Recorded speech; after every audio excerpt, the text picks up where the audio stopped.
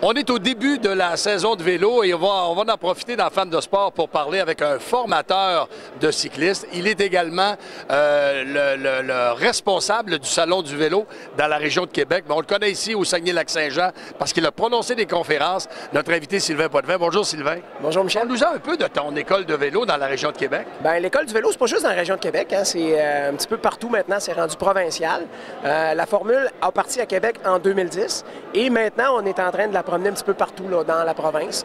L'école du vélo, c'est quoi? C'est en réalité, c'est que ça enseigne au monde l'enlignement, la conduite, le dosage, la coordination puis la synchronisation.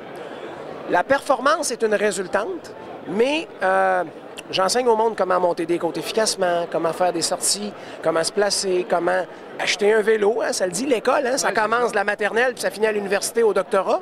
Donc, à quelle place vous voulez vous placer là-dedans? Moi, comme tu le sais, je suis entraîneur. Je suis formateur d'entraîneurs pour la Fédération québécoise des sports cyclistes.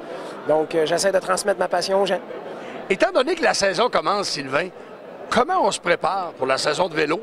Bien, premièrement, il faut comprendre qu'en début de saison, il ne faut pas ouvrir les gaz. Souvent, il y a des gens qui se sont entraînés tout l'hiver à l'intérieur, ils sortent dehors, ça commence à vouloir ouvrir. Il faut faire attention. La raison est fort simple, c'est que nos poumons ne sont pas prêts à tout recevoir cet oxygène-là. Donc, idéalement, on roule mollo, on se fait virer les pattes. On peut faire de la grande distance. Une chose importante à retenir, puis ça, c'est des cycles d'entraînement. Hein. Ça dépend où ce qu'on est dans notre cycle, où ce qu'on est en préparation. Plus la distance est longue, moins normalement on devrait mettre de l'effort. Puis plus l'effort est haut, plus la distance devrait être courte. En début de saison, on veut changer de vélo, on veut se procurer, on veut s'acheter un nouveau vélo. On en a plein de vélos de route derrière nous.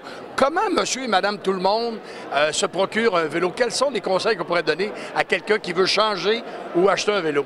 Bien, moi, souvent, ce que je dis dans mes conférences aux gens qui viennent me voir, qui n'ont pas de vélo, qui sont en train de regarder pour leur premier vélo, je leur pose la question, t'es-tu un sportif? T'es-tu quelqu'un qui bouge naturellement? Si la réponse est oui, projetez-vous dans 2 ans. Si c'est le genre de choses que vous aimez, OK, que ce soit le golf, le tennis, le ski alpin, si vous êtes une personne active, limitez-vous pas à une entrée de gamme. De peur de dire, je veux voir si j'aime ça.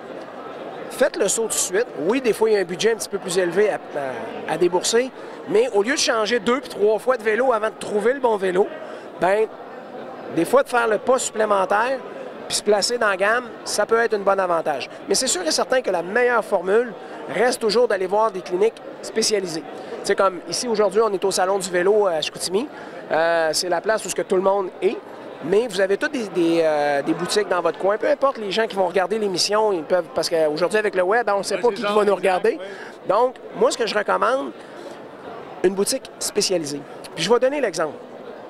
Lebeau vitre d'auto. Tu vas le voir, c'est pour un changement de windshield. Tu ne vas pas nécessairement le voir pour refaire ton body.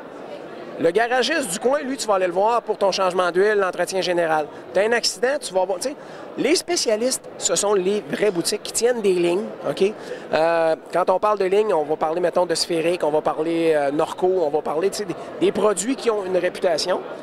Les techniciens sont formés. Les gens, pour vous répondre, sont formés également. Puis ce que je viens de vous dire là, se projeter dans 2 ans, ils sont capables de vous aider aussi. Là. Étant donné que la saison de vélo commence, le vélo, ça se pratique dans les quartiers, sur la route. Il y a des dangers qui guettent les cyclistes en début de saison. Qu'est-ce qu'on pourrait leur dire là-dessus? 1, respecter le code de la sécurité routière. Okay? Souvent, on entend le discours, la relation automobiliste-cycliste. Respectons le code de la sécurité routière, premièrement.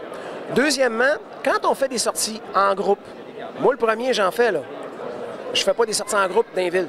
Je vais dans les milieux plus ruraux, où ce qu'on a des rangs, où ce qu'on a des chemins de campagne, où ce qu'il y a moins de trafic, où ce qu'il y a moins de risques. C'est sûr et certain que, présentement, il faut faire attention parce que les bordures sont pas belles. Il y a des trous, que ce soit ici à Chicoutimi, que ce soit à Québec, Montréal. Il faut être prudent.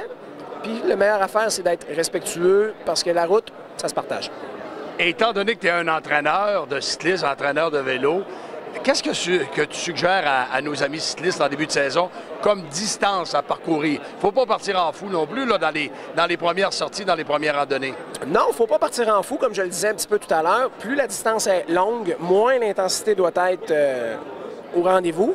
Si vous avez l'intensité élevée, diminuez votre distance. Il n'y a pas vraiment... Par le passé, on disait qu'il faut tant de millage. Si on a fait un entraînement durant l'hiver, on a fait du ski de fond, on a fait du fat bike, on a fait de l'entraînement intérieur, de la salle, Moi, je recommande, avant d'ouvrir les gaz puis de mettre de la pression, de peut-être se donner 700-800 1000 km d'un jambe, rouler tout douce. Petit truc, ceux qui m'entendent, vous avez, on va se prendre ici, là, je ne sais pas si la caméra est capable de me suivre. On a 2 plateaux, un en avant, le gros et le petit.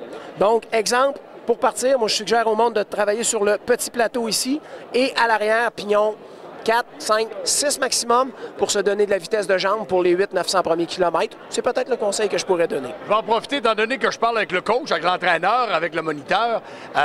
Est-ce qu'on doit faire un échauffement? Si on veut partir pour un 10, 15, 20 km, avant d'enfourcher son vélo, est-ce qu'on fait un échauffement? Ah, définitivement.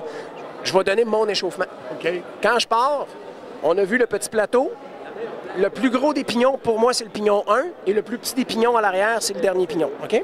Moi, quand je pars, petit plateau en avant, plus gros des pignons en arrière, je roule à 12 km/h pour 2 minutes. Après ça, je baisse au pignon 2, je monte à 15 km/h. Pignon 3, 18, et je monte de 3 km/h comme ça. Il y en a beaucoup qui vont dire hey, 12 km/h.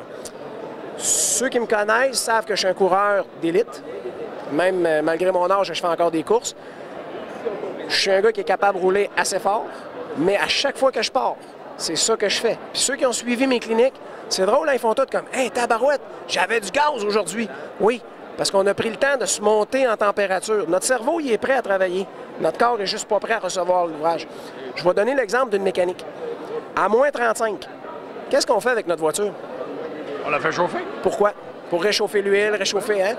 Qu'est-ce qui arrive si on embarque dans notre voiture, à moins 35, on part le moteur et on pèse dans le fond? Il y a des risques. Il y a des risques. Mais pourquoi qu'on respecte notre voiture, mais qu'on ne respecterait pas notre corps? Alors. Fait que c'est un petit peu ça le conseil que j'ai à donner. Puis, en passant, je pense que ça vaut la peine de le nommer. Je t'ai déjà parlé dans nos capsules radio de Danny Morin. Oui. Danny Morin, hein, qu'il faut comprendre qu'il a 49 ans, va être sur la ligne de départ cet été à Rock Hill au championnat du monde en BMX. Ah, bravo. Ouais, fait que de ce côté-là, je te faisais un petit suivi, excuse. Merci Sylvain Potvin pour tous ces renseignements. Maintenant qu'on en sait un peu plus sur comment se préparer pour la prochaine saison de vélo, on va vous souhaiter de belles randonnées au cours de la saison estivale.